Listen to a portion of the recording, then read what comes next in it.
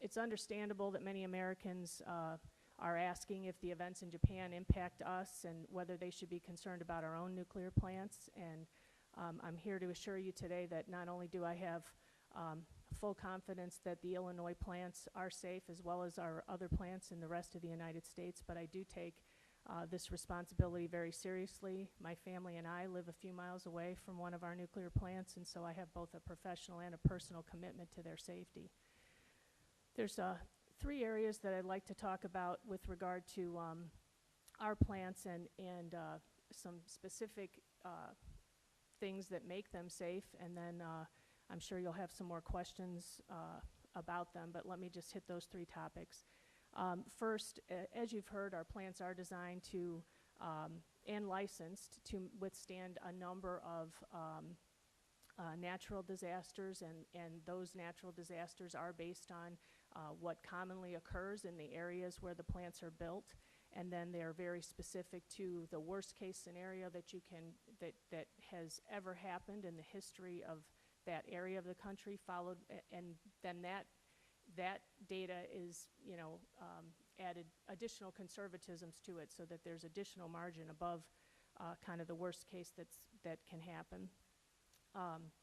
We do, as you heard from the earlier speakers, there is redundancy or defense in depth.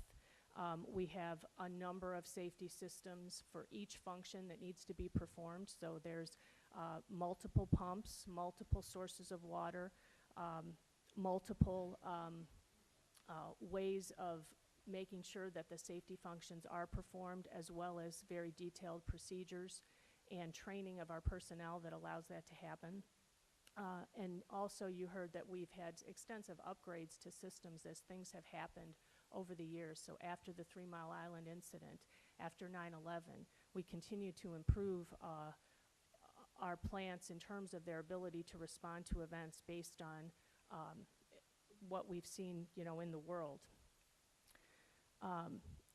We also recognize that it's going to take months, if not years, to fully understand what happened in the Japanese reactors, but our industry is not waiting to find out all the details before we've taken action. So in addition to what you heard this morning, we have two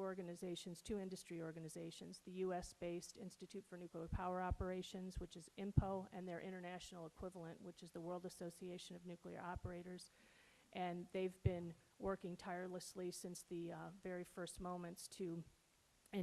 continue to their role in ensuring excellence in our operations by being involved in understanding what's going on in Japan, as well as issuing directives to our fleet from an industry perspective of things that we're already doing to go and verify our readiness and make sure that equipment that we would need in fact is ready to respond.